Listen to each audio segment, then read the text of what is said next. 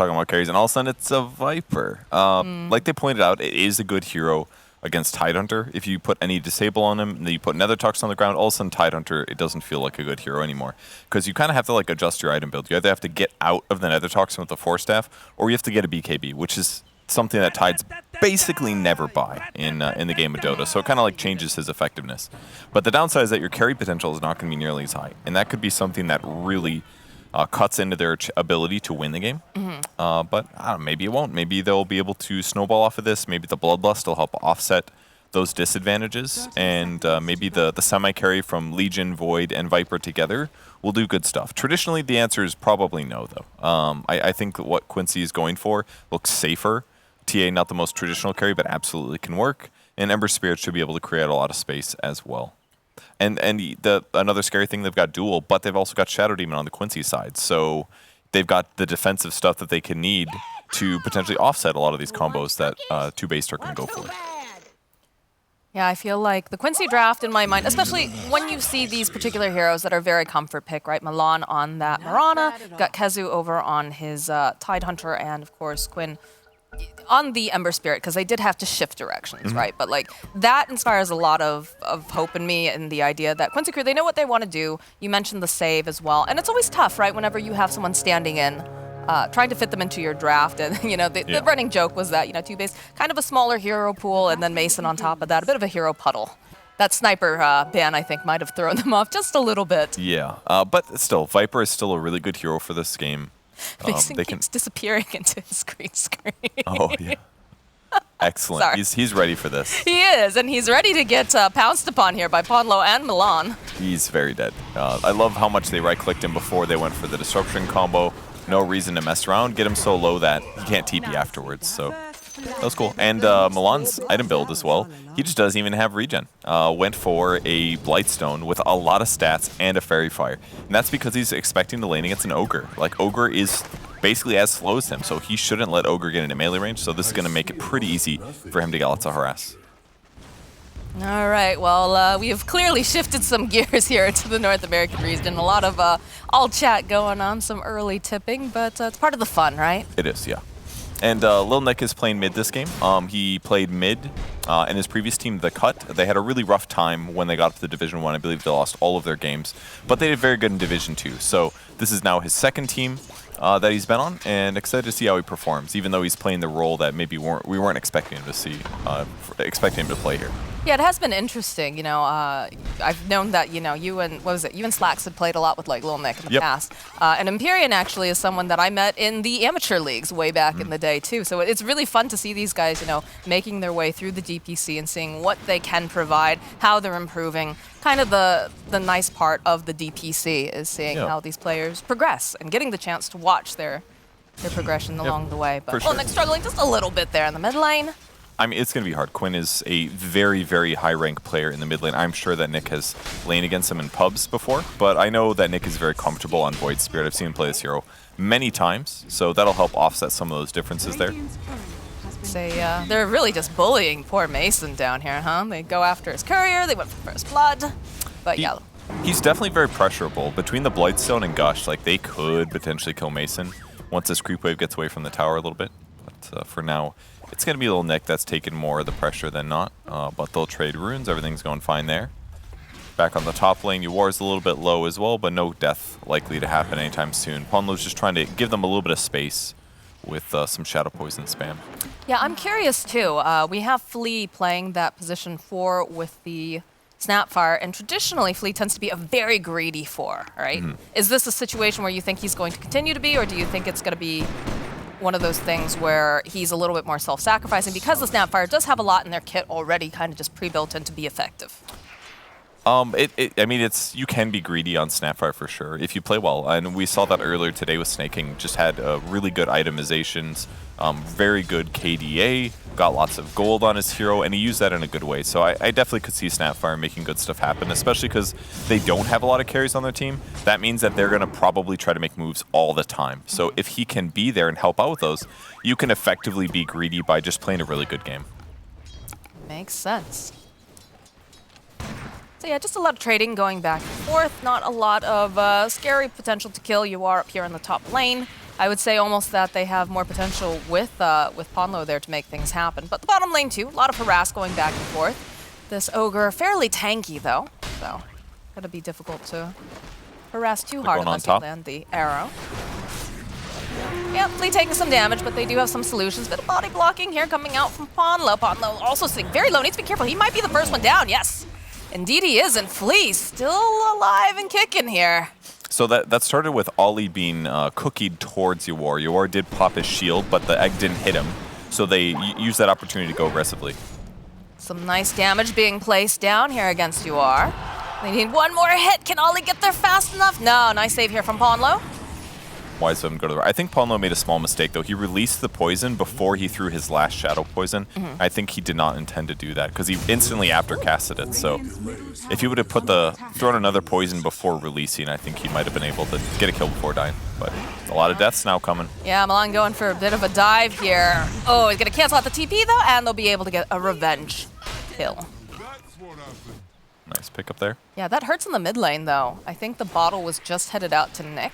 I mean, he's had the bottle ways, but yeah, I'm not sure what exactly. Well, it was right when the 4-minute runes were around spawning too. So like, there was the chance that he might have been able to survive that, but of course, when realizing that, he is a fantastic player, was able to punish him and pick up the runes. So yep, really nice. That hurts a little bit. Yeah, he's being zoned again here. Quinn's gonna push out the creep wave. That'll give him first choice on the rune if he wants it, or he can go for a dive here. He's definitely thinking about it. Now he glyphs the wave.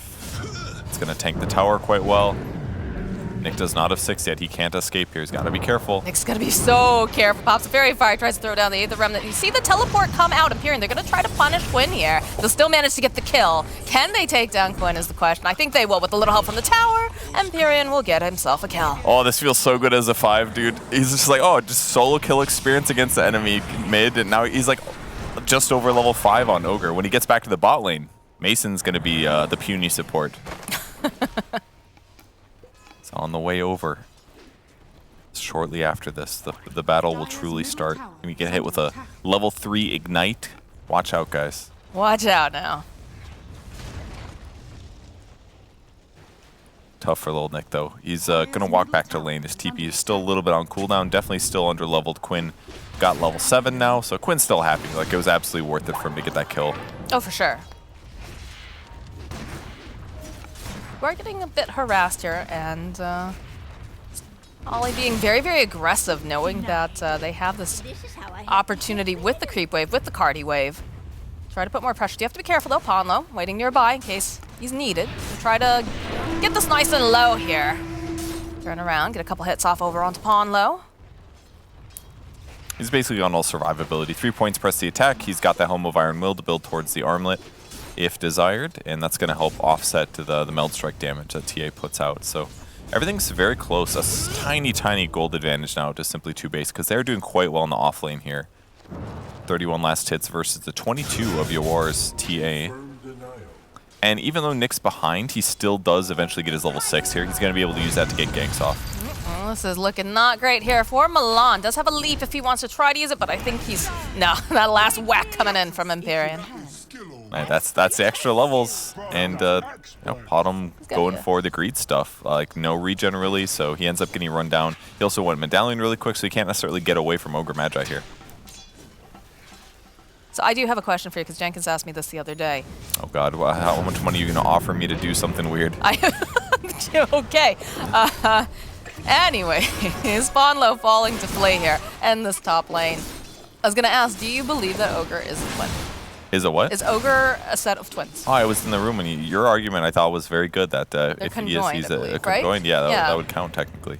Although I maybe that's out-of-date terminology. Conjoined, I believe, is the correct one. I think I used the outdated one at the time, unfortunately. I didn't know. But the 2-for-1 deal human. Yeah, very outdated. Well, you know, it's we're all about efficiency as Dota players, so. The double ignite on Mirana when she has no regen items, this is going to hurt so bad. That's like 2/3 of her health is just gone here. We do have a rotation, though, coming out from Ponlo. I think they can make something happen. So they've been doing fairly well in this bottom lane. Yeah, they're going to try to kill Mason. Maybe. Yeah, they are. They're soaping up with the gush. Ponlo getting into position. throw out the disruption. Milan not quite in position to go for that arrow play, but they'll go for the Ravage. There's the arrow right on the tip of his nose, and they're gonna turn around and try to kill Empyrean. It is looking like they'll be able to. Milan just barely, oh no, he's not gonna survive that little bit left there. It's Flea here over here in the corner, just gonna teleport out. That's Ogre Magi's 4th kill, by the way. He's a big boy. Gank coming top, though. Oh, Nick dragging over that TA. You are trying to hide over here in the corner. Ooh, They'll get the kill. Didn't have mana for duel there. A little unfortunate for Ollie. I mean, level 1 duel is only 10 damage, but still would have been kind of nice. Well, it's nice to snowball when you're playing Legion. But yeah. You are going to be very happy about that. It's just very important that that he gank rotated on Lil Nick's side, because even if you're having a tough lane, as long as you're affecting the side lanes in a positive way, it's going to do a lot for the game win. And interesting, Legion also just didn't go for that instant armlet rush. He actually went phase boots, which is in some ways a lot better because he gets more armor faster. He gets less damage, but his ability to like pressure the lane is going to be a little higher, especially against a solo TA. So rough start for UR on the Templar Assassin. But it is a TA, and we saw in previous games that TA is one of those heroes that has the built-in farming mechanics that's going to be able to bounce back quite easily. He's already starting some stacks. There's a 3-stack large camp that he's taken out in the jungle. That one was stacked by Shadow Demon earlier on, I believe. Just going to leave the Keen Optic on the ground while Ponlo comes over and grabs it. Yeah, all these little cleared stacks here. All this is going to help a lot for his net worth. He's really not that far behind where Viper is, so they're equal right now. So what is the big timing here for this Viper? Because it is, you know, we talked about semi-carries in this game. Things are a little bit different here for TOOBASED. It's a little harder for Viper carry for sure. See if Ogre dies. It's not looking super great for him. Yeah, Quinn's just going to easily mop up here. But like, what in particular are we looking for that power spike? I mean, he is going to be effective against Tide at most areas of the game, but he's going to have some individual survivability problems. Typically against a hero like TA, Viper is weak to single target heavy physical damage with some minus armor because Viper's agi gain is kind of bad. So he can struggle against a TA, but because TA is a little bit shut down, at least a small amount, I think Viper is going to be better off. So really just like the upper hand is that he's good against Tide, but the other downside is that just Viper doesn't farm nearly as fast as he used to. Now the Toxin is not as good of a level 1 skill, but he's finished his BOTs here, and that means he can show up to fights. We'll see if he comes to any. He's actually sprinting down mid at 375 movement speed. Watch out, guys. Yeah, the lockdown very important, being able to get their hands on Quinn. It's a almost impossible kill to get, though, I feel like. I guess the thing that concerns me too was, you know, we talk about how this TA has been shut down a bit, but again, like, this is not a hero that stays kept down for very long unless you're considerably putting pressure nonstop. And it feels like UR is going to have that breathing room right now. Yeah, he's catching up, nearing the net worth of what Quinn was at with his great start. So, whereas Lil Nick is sitting about 1,000 behind the rest of the pack here. It's tough for him to catch up without kills. Ogre isn't exactly the best ganking support here. Speaking of which, they're going to dive mid. Yeah, they jump right over onto Empyrean, and Quinn says, yeah, another kill for me. Thank you. Don't mind if I do. Very killable with the orb and the javelin. So pick up that kill. See if they can defend. Oh, they get a duel in the top lane. That's some nice damage there for Ollie. They continue pressuring. There just doesn't really look like they're going to defend the mid tier 1. Lil Nick in trouble. It's a lot of damage over onto Nick. He's going to try to run away here. I'm not sure. Do they continue with this? Drop a trap, but no, they've had enough of chasing. They're happy to just push him out of the jungle. His own jungle, even. Yeah, it's still helpful. He does only use 1 ulti. Usually, you want to try to force 2 if you can. Oh, he can't. Oh, the Aether Remnant, though, drawing him back on Quinn. It's like they're going to focus the tower down and let him live for now. So mid tower dies really early there for simply TOOBASED. Not the best circumstance to be in, especially with Quinn being this far ahead. He's almost got his Maelstrom as well, so that makes things scarier, but the faster the Void gets Yules, the better, because that way he can protect himself against the Disrupt into arrow, or a Ravage into arrow, or a Searing Chains into an arrow. Well, they have a Blink Dagger now over on this Legion Commander. So I think they're going to be just hunting constantly. If they can find, you know, a good pick-off, like you said, they do have a way to save them hold in place. Quinn just charging at him here, and they use the Midnight Shadow for this. He's going to try to get some attention here from these neutrals. Can he get denied? No. Quinn collects another kill. 6-1 and 0. Good for him. Definitely hard for Ogre to be, like, it's good that he's frontlining over other heroes, but hard for them to find opportunities at the moment with their opponents having this nice net worth advantage. So now they just farm the enemy side of the map, and that's going to mean that the Radiant team doesn't really get space to do much. Mason's caught up. Okay, oh, they're ulting. They're going to go for the kisses. Seeing if they can hold UR into place. Quinn is nearby. They're going to go in for the duel. Do they have enough damage to get the duel? Yes, they will. Little Nick will collect the kill. Now this Tidehunter taking a lot of damage. He's got Viper struck. Little Nick nearby gets the taunt off, and it's going to be a kill. Really nice done. Mason out of mana mostly, so that's all fine. That was great, though. It looked like a bit of a goofy kisses there with TA almost getting away, but they get the blink duel, and as a result, able to burst him down, get more damage, and they got the follow-up, too. We saw the power of the Viper. He nether toxins the Tide, and they keep him in the AoE, and they do a huge amount of damage that normally would just be cracking off, and you'd just walk away. Not that case. Nope. That blink dagger coming into play.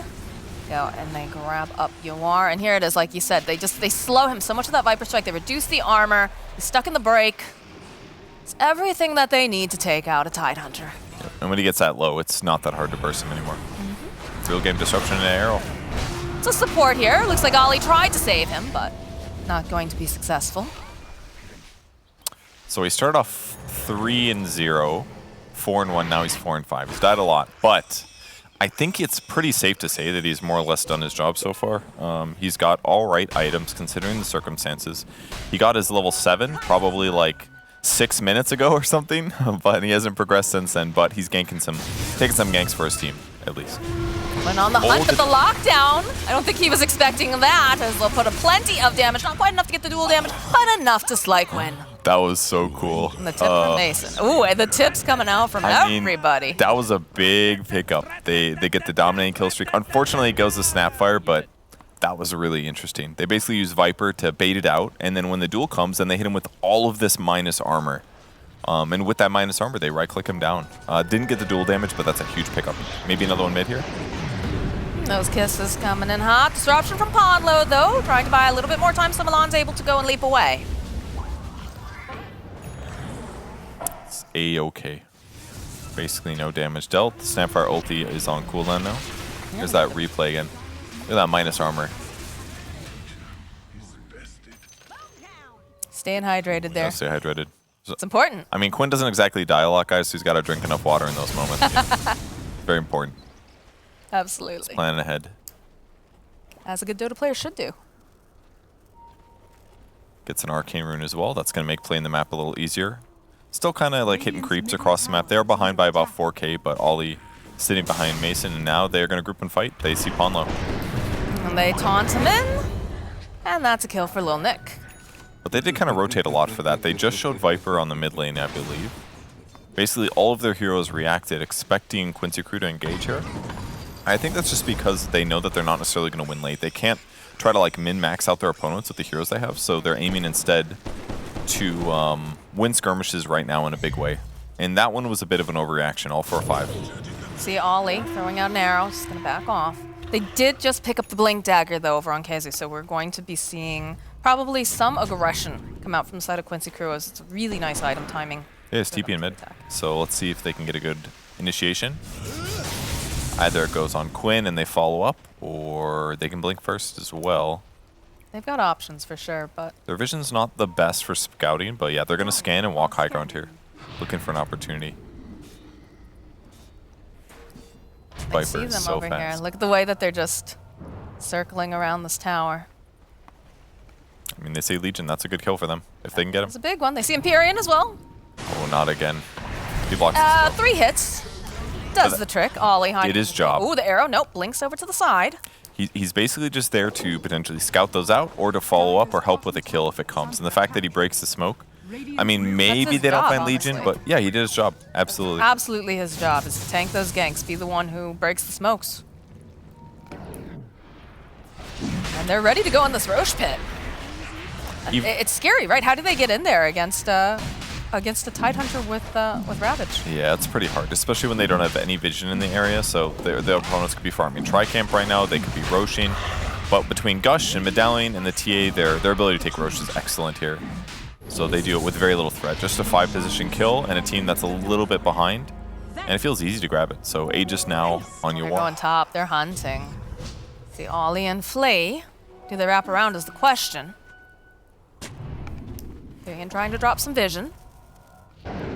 Bottom lane, Quinn and Lil Nick were having a little tussle, but Lil Nick will... Oh, that's so much damage over onto Ollie, my goodness. No Legion to worry about now. They're just playing the map so efficiently. Like, this is incredible when they can dive with 4, but they also get a solo kill on the other side of the map. I feel like that's just the Quinn effect, though, too, when he's on one of these Spirit Heroes. For sure. He's very talented at them. And now they take over the tri lane, and that basically is just going to restrict the map really hard for Simply TOOBASED. So even though they have the counters to Tide or whatever, it's not like it's the end of the world, because Tide, like maybe Tide has played less aggressive on the map. Maybe his net worth is a little bit lower than normal. But they've basically given him like a little bit safer farm, maybe. And they put Quinn in the more dangerous areas. But they're still like, but by doing this, it basically keeps Tide like from not like super feeding or something. And Quinn was far enough ahead where it didn't seem that bad for him either. It's like, oh, well, whatever, no big deal. God, the items that are coming out now for Quincy crew are just making this game so much harder for TOOBASED, right? We have a BKB that just got picked up for Quinn. We've got a Blink Dagger now for the TA, so she can initiate, she can follow up if the Tide jumps forward. They're just so mobile and very aggressive, even though, you know, a BKB is a defensive item, but it allows for Quinn to just have all this freedom. In fact, look at him. He's just rolling around over here. Slides forward, sees Empyrean going after Ollie. Wants to put a little bit more damage down. Remnants forward. Flees nearby, though. Cookie hop forward, trying to buy a bit more time, but he's already BKB'd. Will be able to hold in place. One more hit should do the trick. In fact, he doesn't even pay attention to him. They'll grab Flea first. And Quinn will go back and, you know, grab himself a kill. Just abusing this whole game. His whole team plays on the opposite side of the map. He's got Remnants down in case he needs to escape. But really, he can just press to the limit here. He gets a BKB and he uses it to force escapes from core players, and it's just opening up the whole damn map. And yeah, they move over when he starts fighting them because maybe they can help. But really, he was getting at least one kill there by himself. And once again, his opponents just can't play the map, and they don't even have Aegis. Like, he was just doing that by himself. Yeah, this map's getting smaller and smaller for the side of TOOBASED. Shadows take us. Go pop Moonlight Shadow. Looks like they might be doing some hunting in the top lane. All right, BKB's up. No, it is, of course, Empyrean, who was the one who gets spotted. But I believe his positioning, again, was one of those situations where they were able to get someone else out of harm's way. See if they go to the tri-camp area or not. It's a little scary at the moment. Yeah, they're going to TP bottom. They're looking for a catch here. I see Nick. Nick, spidey sense tingling, knows that Ponlo's nearby, and if he gets his hands on him, it's gonna be an arrow with his name on it. In fact, here it comes, right for a little Nick. No, he's just a little bit too fast here. He's gonna be able to escape. It's good catch, but the right escape. His cast range is huge with Eighth Lens and Keen Optic. I didn't anticipate him getting that disruption off, but then I saw his items. And Milan almost arrowed in time. He had to really anticipate like when Ponlo's gonna be able to land it due to the range, and he just didn't get it. It's like a millisecond off. Yeah, basically. It was very close. Very close. But it's a hard one to anticipate. I don't blame at all for missing that arrow. So they continue pressuring. They're just going to keep this up. One core on other sides of the map. TA gets to pressure one of his sides. Oh dear. Ollie, pop the illusion rune. It's already used that essence ring. Rest of the team, though, circling like sharks, waiting. Might not even be necessary. Oh, he even goes and tries to just keep... Oh, it doesn't even matter. Quinn, too much damage, and they found themselves Flea as well. That's a long range there for those ogre tosses, but Flea still alive. Hop forward here from Milan. Couple more clicks should do the trick. He'll take down Granny, but Empyrean will survive this time around. Just nothing he can do once it gets ST ulted, because it goes through BKB, so even though he can dispel himself for 2 seconds, it's like, oh, you're dead. TA plus Shadow Demon ulti. If you don't have a blink or something like that, you're just gone. So now they just keep efficiently pressuring the whole map. They just keep spreading out their 2 cores, the Ember as well as the TA. They can pressure or go for kills on any cores or supports that go to this lane, and then they just don't know where the other 3 heroes are. They could pop out at any moment in different locations. Like, look at this, they're going to gank their own damn tri-camp. Nick's so close to finishing up this as they go for the Ravage. They just want to get him off the map. Ponlo throws him in. They'll follow up with the arrow. And Lil Nick, it's going to be a little bit longer before he can get that Agnum Scepter completed now. They know they're so far ahead. They're super comfortable taking moves like that. Just preventing them from farming, putting him in the fountain for another 40 seconds, and then they get to do the same thing and spread out across the map. keep the lanes pushed in, get BKBs at reasonable times, and there's just nothing that simply TOOBASED can do to fight him. Looking good for Quincy crew. And they're grabbing some more information too. I think they just picked up a gem over on the side of Quincy crew to just make that map feel smaller and scarier.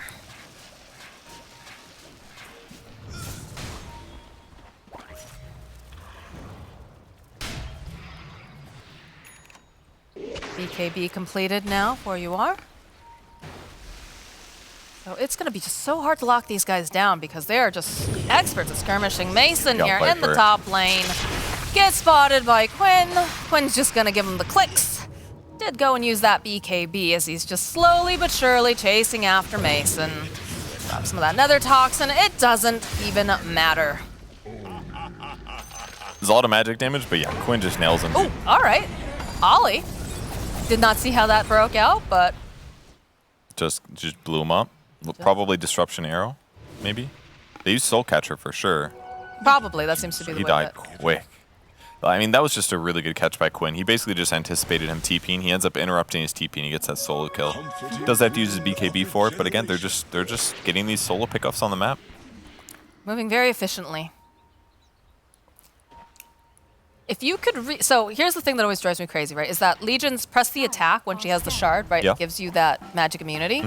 But it's also called press the attack. Can you, if you had to come up with a better name for it, what would you use? I would call it defense is important to attacking. That is way too many words. That you cannot have that.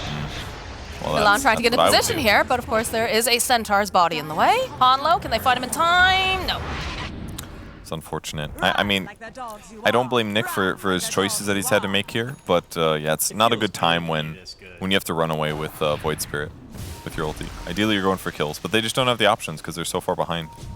Because Quincy's playing it so well. Oh god. Okay, Ollie jumping forward here with that duel. They'll go for the Moonlight Shadow. Do they have enough damage to take that? Yes, they can take down You Are.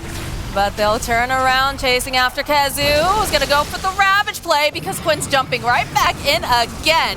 And he's going to try to put out as much damage as possible. He's going to take down Imperium first. Turns his attention now to Mason as Nick over on the other side is trying to make things happen. Does have that Axe completed, but he's left all alone as Kazu just keeps running after. Quinn gets himself a triple kill as he kills Filet. And now Nick somehow is just going to get... What? Oh, that arrow, man. That arrow. Did you shoot that arrow behind himself? Look at the giggles. Dude, I cannot wait to watch that clip.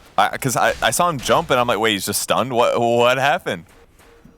It's like he arrowed behind him knowing that Nick was going to jump there, and Nick jumps into it and stuns himself or something. Oh, I got to see that clip.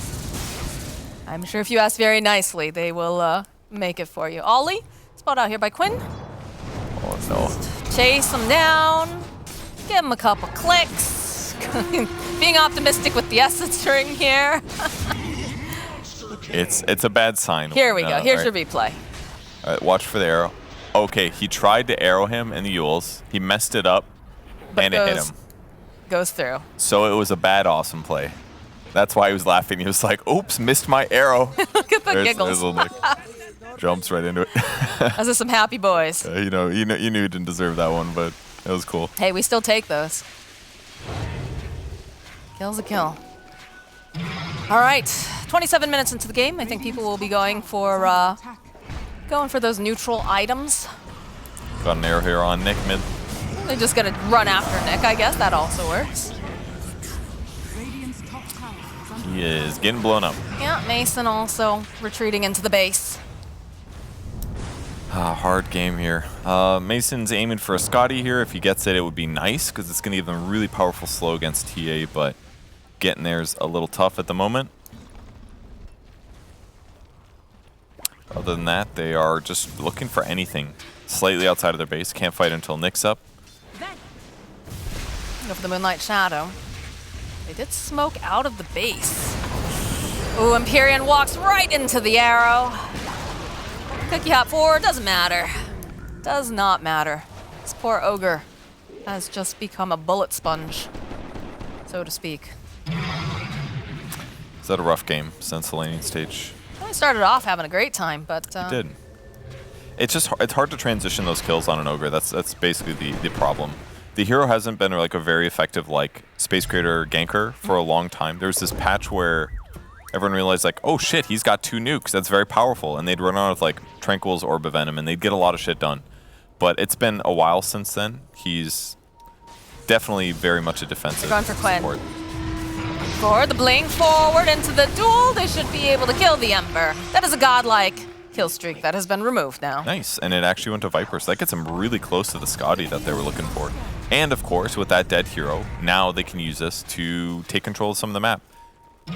And with Roche respawning in 10 seconds, that would have been a great time for Quincy just to take it for free. Now they can potentially contest it, and this is what TOOBASED needs to do. But they might just die early here with Empyrean. Empyrean just walks into everyone here. Yeah, he will pop the follow-up. Ponlo taking some damage. It's going to be the buyback. Snapfire Kiss is getting used. A fall to the Ravage as they jump forward. Can they take down anyone as question? Ponlo's already dead. Ollie again with that Essence Ring, trying to stay alive. Flea trying to get the cookie hop off, trying to get the stun over onto Kezu. Kezu, he's a tanky lad though. It's going to take a lot. And there are just 5 years. They'll go in for the duel. It's taken a while, but they do manage to get it. Not bad. And again, this was all with Ember Spirit dead. And there's a Roche open. So, I mean, this is decent for simply TOOBASED. This is where you're on Quincy Crew and you're laughing a little bit like, oh, we're having a good time. But guys, let's not throw though, okay? this is a one game, all right? Guys, don't throw. All right, Oh, no. Get it together. That is the Scotty completed though now for Viper. So Nice. Mason going to be able to be even more. That's a helping him. helpful arrow right there. Thank you. I wonder how many of them have Mason muted, and they're just not seeing that at all. He gave him a question mark earlier. There is the buyback though. They want to contest this. They'll throw out another arrow. They'll land over onto Imperium. Kezu making his way over into everyone, but he does get silenced. He's sitting very, very low. Are they going to be able to finish this off in time, though, as there's just chaos? Imperium just getting clipped away over here. They follow up. Nick snatches up the Aegis of the Immortal. Mason will fall right into the arrow, and that is a dead Lil Nick. Valid buyback there for Kezu. Definitely worked out nice. A couple of reasons. He blinks in, he halberds the Viper. That means that his poison stacks stop stacking at 5. Viper was able to grab the shard upon his death here. But yeah, look what Kezu just jumps in, tries to anchor smash, doesn't work, but he gushes, he uses the halberd, and then it just becomes everybody on top of Roche. And Quinn's able to grab it. So that gives them basically everything they want with this follow-up kill, and now Quincy Crew is hitting the racks.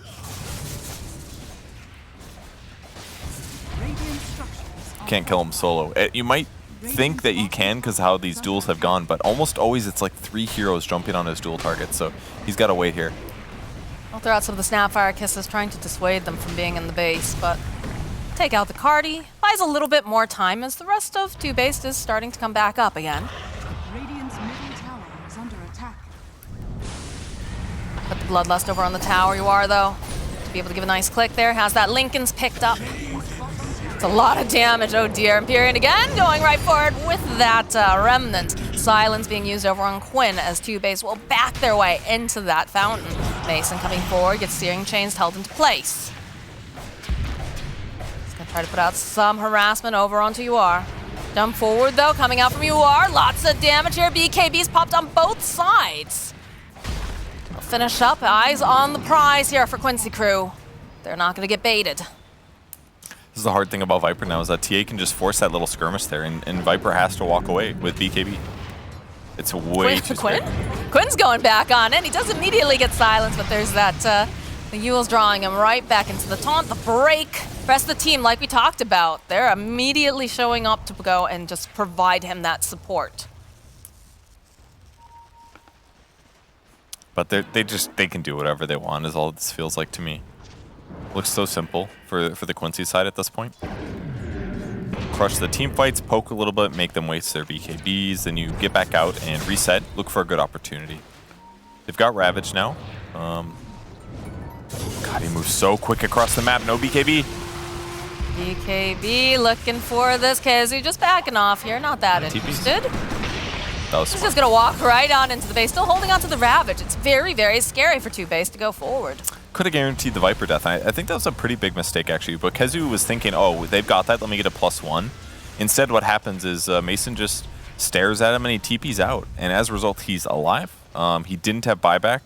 And now that he got back to base, his BKB came off cooldown. So it actually opened up a pretty big window there for things to be reset. It would have been a lot better for Kezu to ravage him, I think. Those fast fingers here.